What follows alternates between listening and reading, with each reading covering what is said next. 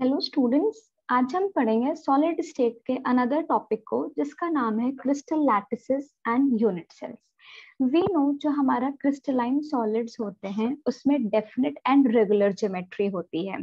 तो आपके जो क्रिस्टलाइन सॉलिड्स के जो कॉन्स्टिट्यूएंट पार्टिकल्स होंगे, लाइक अगर आप आयनिक सॉलिड्स की बात कर रहे हैं तो उसका कॉन्स्टिट्यूएंट पार्टिकल आयंस हो जाएगा।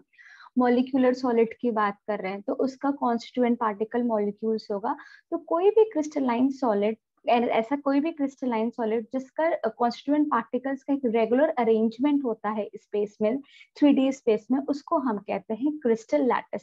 जैसे अगर आप यहाँ पे देखिए, अगर ये एक आपका एक क्रिस्टलाइन सॉलिड है तो ये जो ब्लैक कलर से ये हमने बना रखा है ये इसका कॉन्स्टिट्यूएंट पार्टिकल्स है।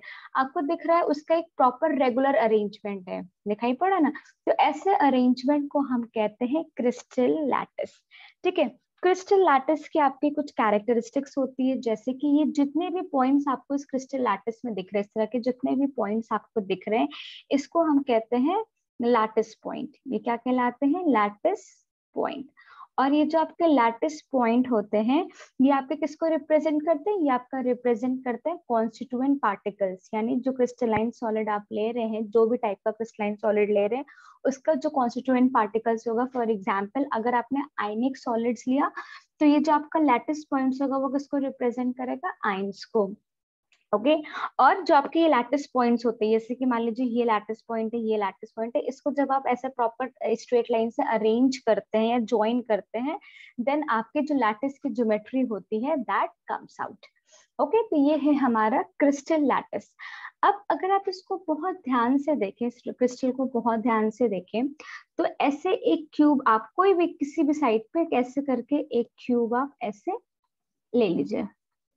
ठीक है। यू हमने मान लीजिए एक क्यूब लिया तो आपको दिखाई पड़ेगा कि ये जो आपका क्यूब है, ठीक है, इसी का जब आप बार बार रिपीटेशन कर रहे, एक बार इधर एक बार इधर एक बार इधर, तो आपको पूरा क्रिस्टल लैटिस मिल रहा है। ओके। तो यहाँ से हम ये कंक्लूजन निकालते हैं कि जो हमारा यूनिट सेल होता है वो सबसे स्मॉलेस्ट रिपीटिंग यूनिट होता है। ये आपका क्या है? Smallest repeating unit. इसी के बार बार रिपीटेशन से, ठीक है, ओवर एंड ओवर जिसका रिपीटेशन होगा उसी से हमको क्या मिलता है? We get the crystal lattice. तो what is unit cell? Unit cell is the smallest repeating unit in a space lattice which when repeated over and over reproduces the complete crystal lattice। आपको यहाँ पे दिखाई पड़ा, इसको फिर से आपने इसका रिपीट किया, फिर इधर रिपीट किया, फिर इधर रिपीट किया। ठीक है, ऐसे आप रिपीट करते जाएंगे तो what you will get? You will get the complete crystal lattice। Okay. अब हम कुछ यूनिट सेल्स की बात कर लेते हैं। जैसे कि आपको सबसे पहले तो ये समझ में आएगा कि व्हाट इज यूनिट सेल।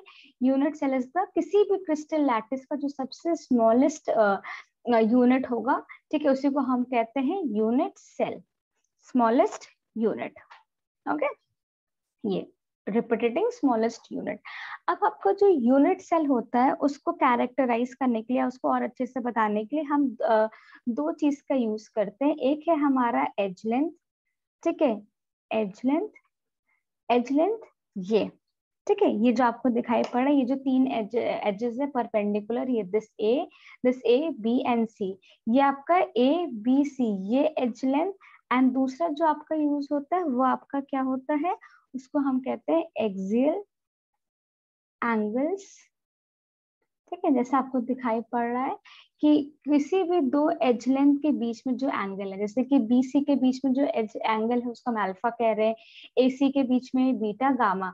तो ये भी आपका क्या कैरेक्टराइज करता है? किसी भी यूनिट सेल को कैरेक्टराइज करने के लिए, प्रॉपरली डिफाइन करने के लिए हमें इन 6 पैरामीटर्स की जरूरत पड़ती है। कौन कौन से पैरामीटर्स की? आपकी a b c and alpha beta gamma. ये अगर आप यूनिट सेल को देखें तो ये आपका क्यूब फॉर्म है और आपको पता है इसमें कितने फेसेस होंगे? इसमें 1, ठीक है, ये 2, 3, 4, एक फ्रंट में एक बैक में, total it has 6 faces. And कितने एज लेंथ है इसमें? 12 एजेस है।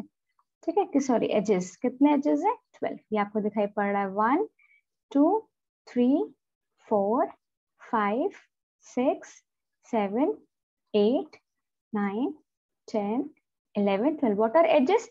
एजेस आपके वो लाइंस होते हैं, एजेस आर दोस्त जो आपके दो फेसेस को कनेक्ट करते हैं।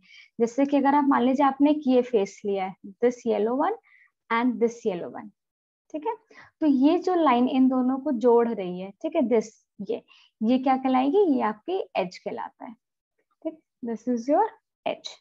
ठीक है, तो हमने बेसिक आपके यूनिट सेल्स के बारे में पढ़ लिया कि कितने parameters, we need 6 parameters to characterise any unit cell, और फिर यूनिट सेल में कितने फेस और कितने एजेस होते हैं। ठीक है, अब हम पढ़ेंगे कि कितने टाइप्स के यूनिट सेल्स होते हैं। ठीक है, तो बेसिकली आपका दो टाइप का यूनिट सेल होता है, एक आपका प्रिमिटिव यूनिट सेल होता है और एक आपका सेंटर्ड यूनिट सेल होता है।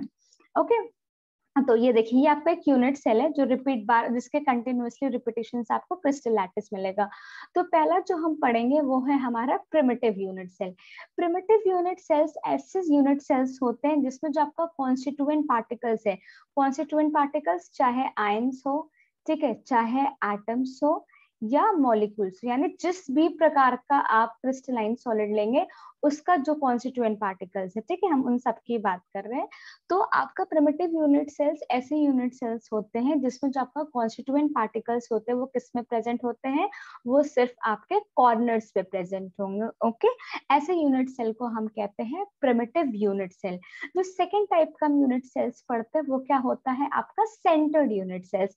यानी सेंटर्ड यूनिट सेल्स आपके ऐसे यूनिट सेल्स हैं जिसमें जो आपका कॉन्स्टिट्यूएंट पार्टिकल होगा वो कॉर्नर के साथ साथ किसी दूसरी पोजीशंस पे भी प्रेजेंट होगा। जैसे आपने प्रिमिटिव में देखा कि प्रिमिटिव में तो आपका जो कॉन्स्टिट्यूएंट पार्टिकल्स है, ठीक है, यानी जो भी कॉन्स्टिट्यूएंट पार्टिकल्स है, चाहे आयंस, चाहे एटम्स, चाहे मॉलिक्यूल्स, वो सिर्फ और सिर्फ कॉर्नर्स पे प्रेजेंट है। बट सेंटर्ड यूनिट सेल में क्या होगा कि कॉर्नर्स पे तो प्रेजेंट होंगे ही होंगे, उसके साथ किसी और पोजीशन में होंगे।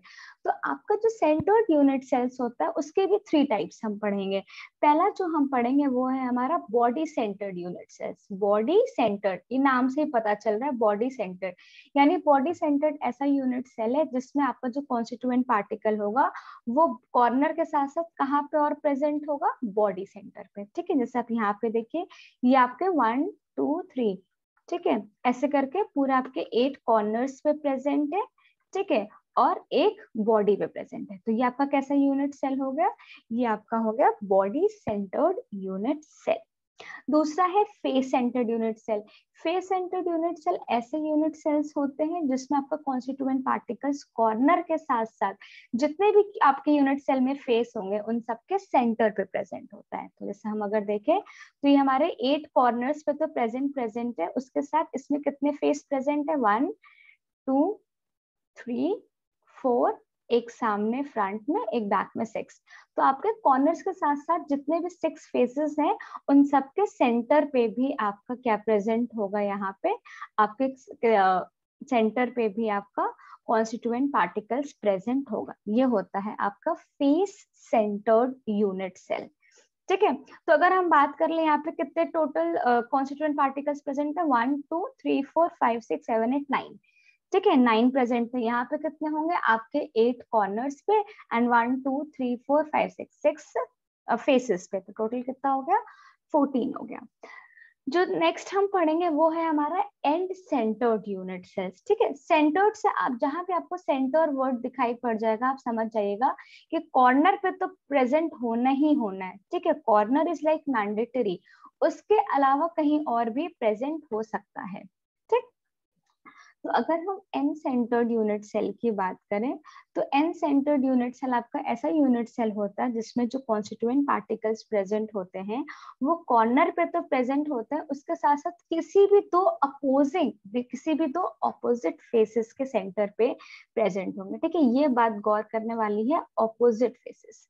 ठीक है, इसको नहीं भूलना है, ऑपोजिट फेसेस पे। ठीक है, ऐसा नहीं कि ये और यहाँ पे हो जाए, यहाँ नहीं हो सकते। क्यों? बिकॉज दे आर एडजेसेंट, ये जस्ट अगल बगल है। हमें कैसा चाहिए? हमें ऑपोजिट चाहिए। ठीक है, तो यहाँ पे अगर आप देखेंगे तो आपके कॉर्नर 1 2 3 4 5 6 7 8 कॉर्नर के साथ ये देखिए यहाँ इसका अपोजिट कौन सा फेस है? इसका अपोजिट अगर आप ऐसे सीधे आएंगे तो ये वाला फेस है। ठीक है, टोटल कितने हैं 10। अगर मान लीजिए यहाँ प्रेजेंट होता तो इसका ऑपोजिट फेस क्या है, ये इधर प्रेजेंट होता, ठीक है। तो आपके एन सेंटर्ड पे बेसिकली क्या होता है कि एन सेंटर्ड पे आपका जो कॉन्स्टिट्यूएंट पार्टिकल्स होगा, ठीक है, वो कहाँ कहाँ प्रेजेंट होगा, वो आपके कॉर्नर्स में प्रेजेंट होगा एंड किसी भी दो ऑपोजिट फेसेस के सेंटर पे प्रेजेंट होगा। तो ये हमने देखा कि कितने टाइप के आपके यूनिट सेल्स होते हैं, ठीक है।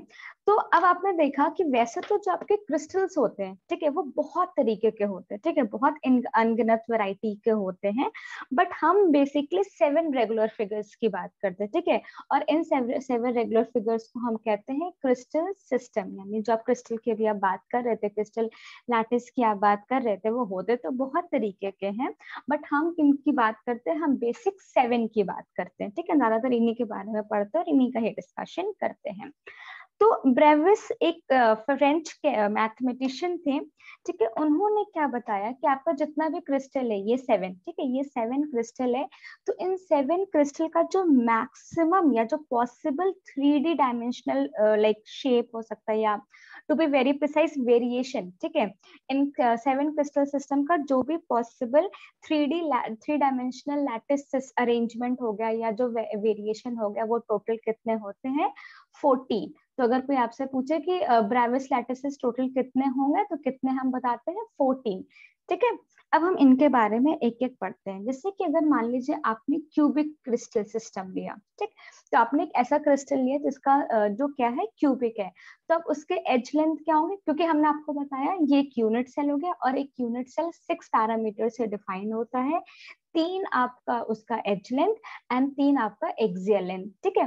तो आपने देखा ना, देखिए जैसे जैसे आपको दिख रहा होगा कि वेरिएशन आ रहा है एज लेंथ या एक्सियल एंगल्स में, तो आपका क्यूबिक सिस्टम भी चेंज हो रहा है, यानी आपका क्रिस्टल सिस्टम भी चेंज हो रहा है। इसलिए हमने आपको पहले ये चीज मेंशन किया था कि एक यूनिट सेल को आप डिटरमिन या कैरेक्टराइज किसके बेसिस पे कर सकते हैं, उसके एज लेंथ पे या उसके एक्सियल एंगल्स पे, ठीक है। तो अगर आप क्यूबिक क्रिस्टल सिस्टम की बात करें तो उसका एज लेंथ क्या है, उसके जो तीनों साइड्स होते हैं, तीनों साइड्स बराबर होंगे, ठीक है, और उसके बाद जो एंगल्स होंगे वो भी 90 डिग्री के बराबर होंगे सारे।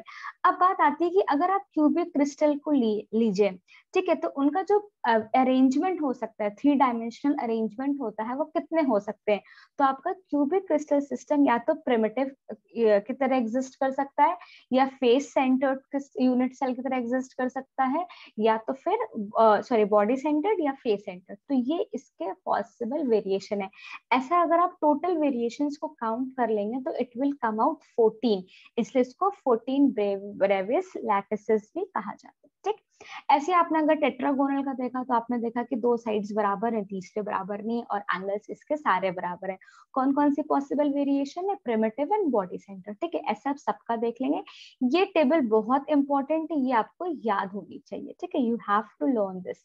इस टेबल से आपको कभी कभी एग्जाम्स में डायरेक्ट क्वेश्चन मिल जाते हैं, ठीक है।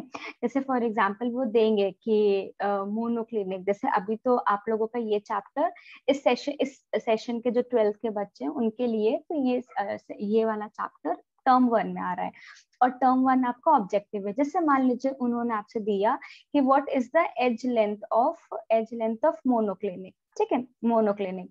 अब वो आपको 4 ऑप्शंस दे देंगे, ए बी सी डी, ठीक है, लिख देंगे। जैसे for example A equals to B equals to C, फिर लिख देंगे A not equals to B, फिर लिख देंगे A not equal to B equal to C, फिर A equal to B not equal to C.